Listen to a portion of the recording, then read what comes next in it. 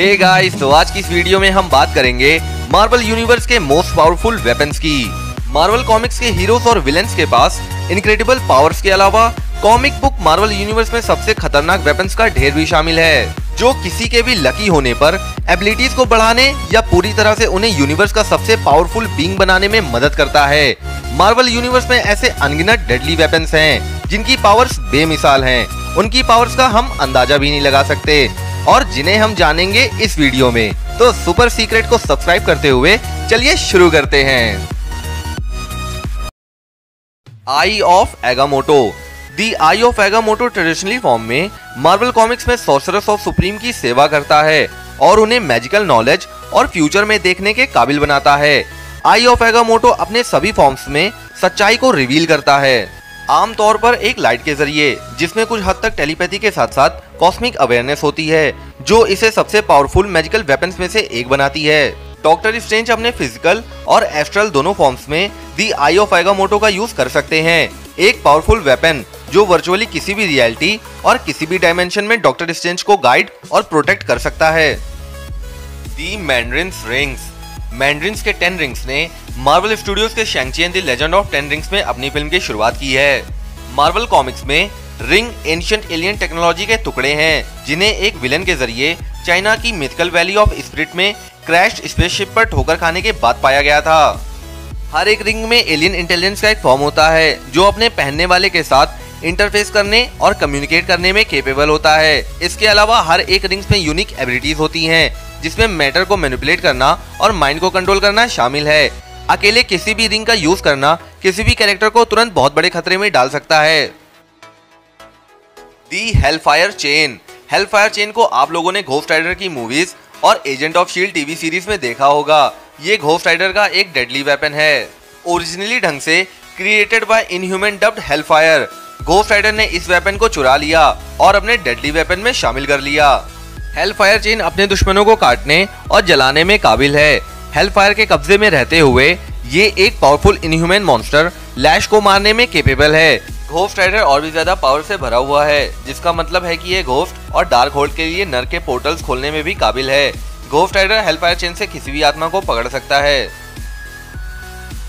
नेक्रोस्वर्ड, जिसे आप लोगों ने थॉर लव एंड थंडर में गॉर के हाथों में देखा होगा। गॉर ने इस तलवार की मदद से यूनिवर्स के सभी गॉड को मारने की कसम खाई थी और वो कहीं हद तक इसमें कामयाबी हुआ। माना जाता है कि ये स्वॉर्ड नल की क्रिएशन है। ये एक तरह की सिम्बियोटिक तलवार है, जो अनंत काल के अंधेरे से पैदा होती है। कहा जाता है कि ये नेक्रोस्वर्ड जितने ज्यादा देवताओं को मारेगी, ये उतनी ही ज्यादा ही मजबूत और उसे चलाने वाले उतने ही ज्यादा पावरफुल हो जाएंगे। नेक्रोस्वर्ड की सिर्फ एक कमजोरी है कि इसे अपनी पावर बनाए रखने के लिए देवताओं को मारते रहना होगा, नहीं तो ये सूख जाएगी। एक टाइम पर ओल्ड किंग थॉर ने गैलेक्टस को हराने के लिए इसका इस्तेमाल किया था।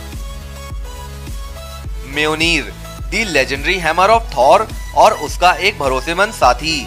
म्योनीर साउंड की स्पीड से भी तेज ट्रैवल कर सकता है।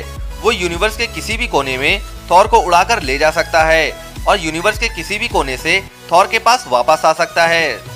म्योनीर बिजली में हेरफेर कर सकता है और उसे चलाने वाले को इनक्रेडिबल स्ट्रेंथ और ड्यूरेबिलिटी दे सकता है, लेकिन सिर्फ उन्हीं को जो उसके लायक हों।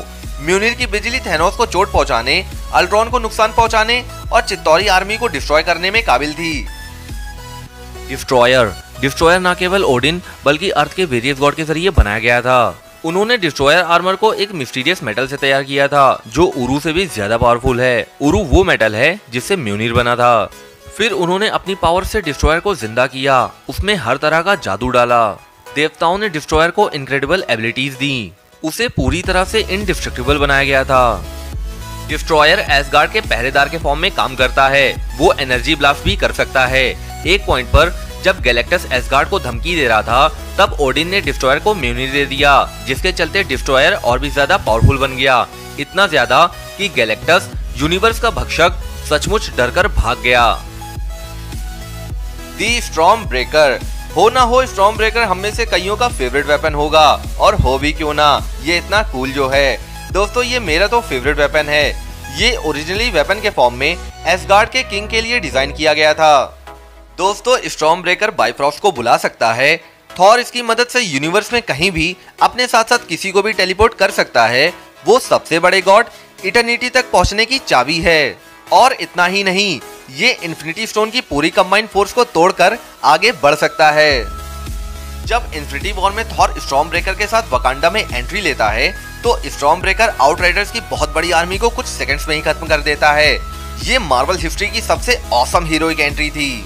मगर आप लोगों को शायद स्टॉर्म ब्रेकर की एक खास बात ना पता हो कि स्टॉर्म ब्रेकर वास्तव में थॉर के लिए नहीं बनाया गया था, वो थॉर के खिलाफ इस्तेमाल करने के लिए बनाया गया था कि अगर कहीं थॉर अपनी बहन हेला के जैसे निकल जाए तो ओडिन के जरिए डिजाइन किए गए स्टॉर्म ब्रेकर को थॉर के खिलाफ इस्तेमाल किया जा सके। ओडिन स्वॉर्ड, ये एसगार्डियंस आर्सेनल का सबसे बड़ा हथियार ओडिन स्वॉर्ड है। इसे पहली बार जर्नी इनटू मिस्ट्री के इशू 117 में पेश किया गया था। ये इतना पावरफुल वेपन था कि इसे सेलेस्टियल के खिलाफ वॉर के दौरान इसका इस्तेमाल किया गया था। ओडिन इसे तब तक यूज नहीं करते थे जब तक कि कोई विलन पीछे नहीं हटता। ये एक तरह का स्पेशल वेपन है, एक जाइंट साइज की तलवार, जिसे कहा गया था कि अगर इसका कभी यूज करना पड़ा तो समझ लेना कि यूनिवर्स का अंत आ गया है। इस वेपन की क्रिएशन के बारे में एक कहानी में कहा गया था कि इसे गोल्ड की एक शार्पेड नेबुलंग रिंग से बनाया गया था, जो एसगार्ड के अंत के बारे में बताएगी। दी अल्टीमेट नलीफायर, या तो दी वॉचर की नजर से दी अल्टीमेट नलीफायर यूनिवर्स के मोस्ट डेडली वेपन्स में से एक है। फैंटास्टिक फोर इशू 50 में गैलेक्टिक्स के खिलाफ लड़ाई में अल्टीमेट नलीफायर ने एक मेजर रोल निभाया है। अपने यूजर के जरिए चुने गए किसी भी टारगेट को इमीडिएटली डिस्ट्रॉय करने या नलीफाई करने की पावर के साथ अल्टीमेट नलीफायर को चलाने के लिए बहुत ज्यादा कंसंट्रेशन की जरूरत पड़ती है। अल्टीमेट नलीफायर रियलिटी से एंटायर मल्टीवर्सल टाइमलाइन को मिटाने के लिए बहुत पावरफुल है। गलत हाथों में इसका यूज पूरी यूनिवर्स को खत्म कर सकता है।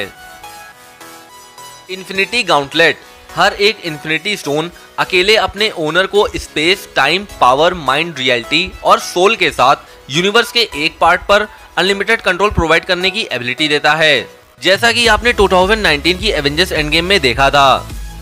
स्टोन्स की एनर्जी को कंट्रोल करने के लिए मैड टाइटन थेनोस के जरिए डिजाइन किए गए वेपन ने यूनिवर्स के सभी लिविंग बींग्स के आधे हिस्से को थेनोस की चुटकी के साथ मिटा दिया गया था। गलत हाथों में इसका यूज यूनिवर्स की सभी लिविंग बींग्स को खत्म कर सकता है। इसका मतलब ये है कि लाइफ एग्जिस्ट ही नहीं करेगी। ये अब तक का सबसे डेडली वेपन साबित हुआ है। मार्वल सिनेमैटिक यूनिवर्स में कुछ हीरोज और विलेंस बेहद स्ट्रॉन्ग साबित हुए हैं, लेकिन कुछ अपने वेपन्स के बिना कुछ भी नहीं। इस वीडियो में हमने मार्वल सिनेमैटिक यूनिवर्स के सबसे पावरफुल वेपन्स को लिस्टेड किया है। एमसीयू के हीरोज और विलेंस से बहुत से पावरफुल वेपन्स का इस्तेमाल किया है, जिनमें से कुछ वेपन्स ने एमसीयू पर अपनी छाप छोड़ी है। मार्वल में वेपन्स की कोई कमी नहीं है, हर बार एक से बढ़कर एक साबित हुए हैं। तो दोस्तों, सुपर सीक्रेट की इस वीडियो के लिए बस इतना ही। हमारी वीडियो को लाइक, कमेंट और सब्सक्राइब जरूर करें, क्योंकि हम आपको बताते हैं सुपर सीक्रेट।